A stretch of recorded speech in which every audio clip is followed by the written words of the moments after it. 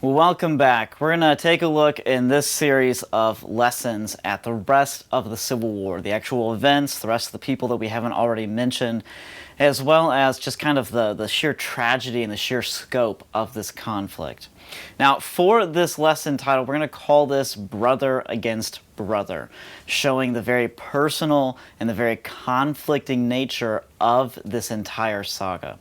Now, one thing I want to point out to you by way of a principle is the paradox. The paradox you see existent in the Civil War, where you have faith and you have things like Christian love on the one side, but you also have justice and you have a fierce defense of what people think to be right. In fact, a defense wedded to the authority of the state that goes so far as to actually take the life of another. That's, in fact, what war actually is.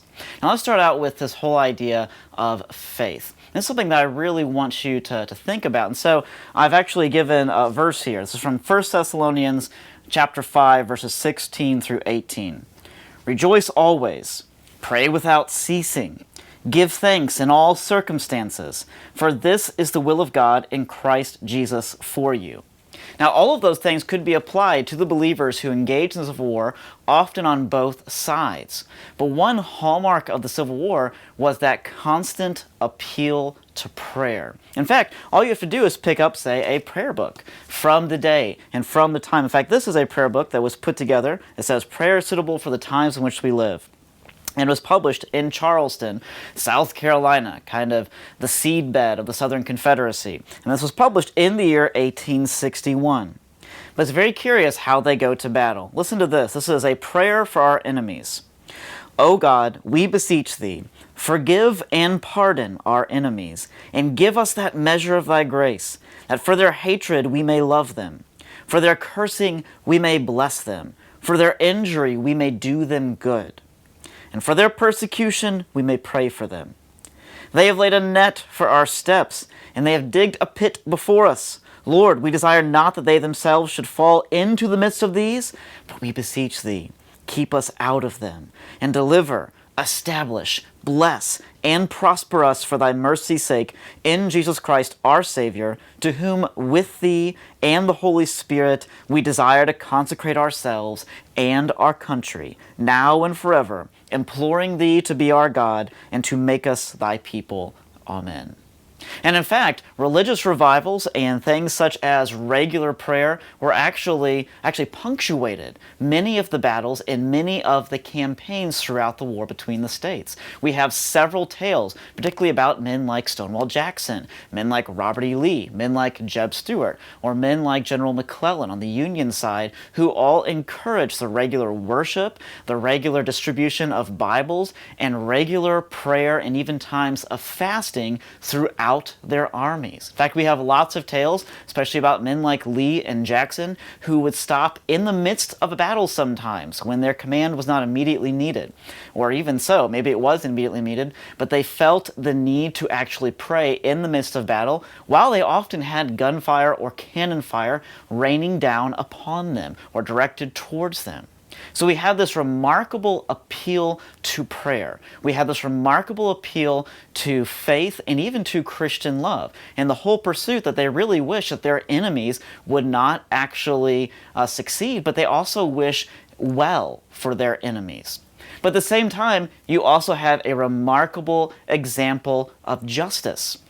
In other words, the Southerners who were fighting for their country, they were defending their home. It's kind of curious. You look at those who came and fought for the Union, they were also fighting for their country. It was a very different version of it. They really saw themselves as fighting for the authority of the nation to stay together, whereas the Southerners saw themselves as fighting for the authority to leave from that original contract of the Constitution.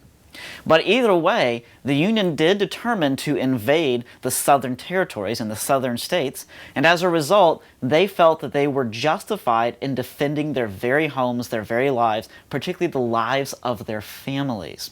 And so, you'll run across a quote like this. This is from Nathan Bedford Forrest, one of the most famous commanders of the war between the states for the Confederacy, particularly on the Western Theater. And he simply said this. He happened to be sharpening a Union saber that he had captured to razor sharpness, as it was often said to be. And he simply said this while he was sharpening this, if you can imagine this. He said, "War means fighting, and fighting means killing." Now, it's often one of these quotes we take a look at, or we take a look at a man like Stonewall Jackson who said, "Give the invaders the black flag. Do not actually allow them to surrender, but even kill the prisoners." We look at that and we think, how does that go along with the whole prayer towards your enemies? And we have to recognize that there is a paradox between faith and between justice itself. In other words, these men could properly appeal to Yahweh and properly appeal to Christian love, but they also understood that when the invader came, the invader did not have good intentions, and so they intended to fight to the death.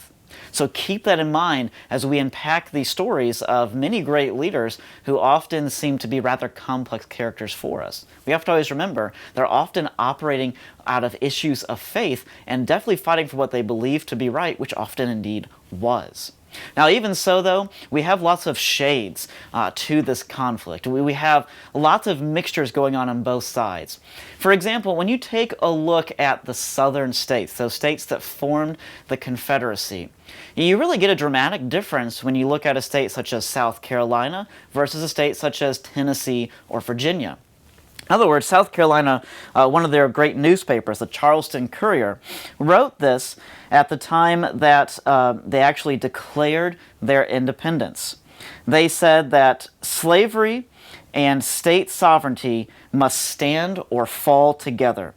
To talk of maintaining independence while we abolish slavery is simply to talk folly. In other words, when you take a look at a state like South Carolina, you really do see that, yes, states' rights is key, but they also saw slavery as being key to their very culture and their very freedom. So they were defending that indefensible institution.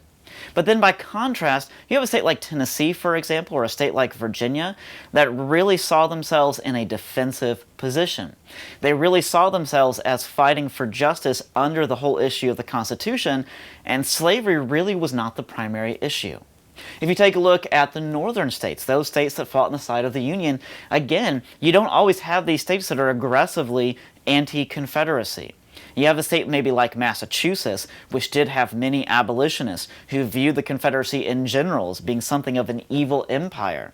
But even amongst the northern states, most people were not really fans of the abolitionists. Most of them were fighting because they believed the Constitution should be enforced by making all the states stay together. But even so, states like Indiana, for example, sent up to 10,000 volunteers to fight on the side of the Confederacy. So these were men who voluntarily thought that the Confederacy's right to secede was the just cause. You can also take a look at the various immigrants who fought over here.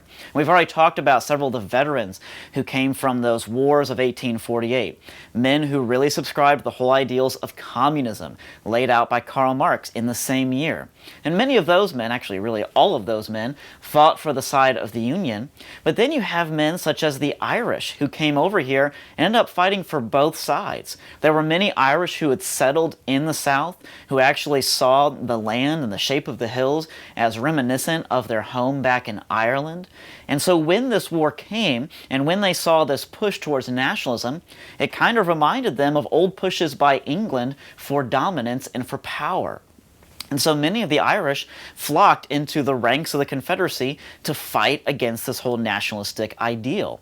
But several Irish also flocked to the side of the Union because they saw this as their new and great home, and they did not want to see it torn apart. Of course, some Irish were simply recruited into the army as soon as coming off the boat and often had no idea what was actually occurring. That did indeed happen often in New York City, where many of them first came. But we have other divisions. If you look at the Native Americans took part in the war between the states on both sides. But most curiously, those Native American tribes, particularly in the South, such as the Cherokee and the Choctaw, for example, both of those tribes, for the most part, aligned themselves with the Confederacy. In fact, the Cherokee assembled a large brigade under their general and leader, a man by the name of Stand Watie.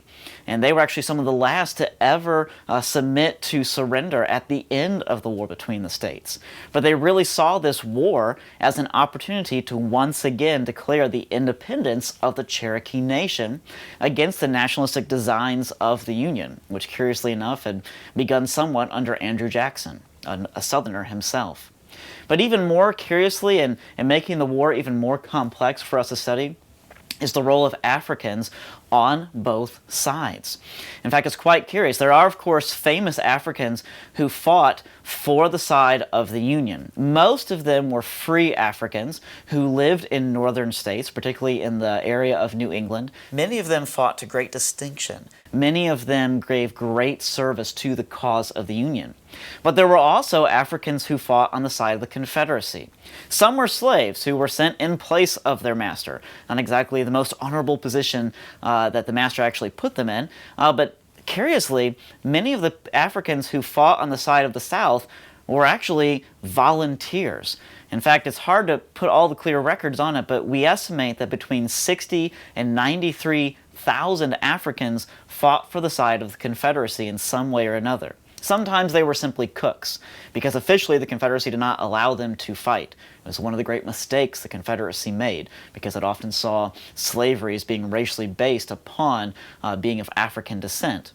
But even so, many of the leaders, including men like Stonewall Jackson, allowed up to thousands of Africans actually freely enlist and serve in combat fighting roles within the Army. Curiously enough, at the first actual battle, which was a place called Big Bethel, actually occurred before the Battle of Bull Run. It was there that a Union officer by the name of Theodore Winthrop, who was a very famous abolitionist, was actually shot. He was one of the first officers in the history of the war to be killed in battle that we know of. He was actually shot by one of these Africans, a man who's only known to history as Sam. He was actually a sharp shooter. So when we take a look at something like that, we have to recognize that this war was not purely about slavery. After all, if it was, it doesn't make any sense why so many slaves voluntarily served for the Confederacy. Now, it was true, sometimes they were pursuing freedom, so that might explain it. But we also have this curious thing where when Sherman was marching to the sea through Georgia and essentially destroying everything in his wake, out of the various Africans that were freed due to this, half of them joined him in the destruction and pillage, or just joined him looking for shelter, and about half of them fled and helped serve the Confederacy, or simply helped rescue those who were being harmed by Sherman and his army's actions. So again, it goes to show you that people did not simply fight over some political cause. People were fighting over what they really believed to be just and true, and specifically, people were fighting for their homes. That's why the war between the states is such a sad saga to look at, and often we try to simplify it in modern history, but it really cannot be so easily simplified. Anyway, we'll take a look at the various battles in the coming videos.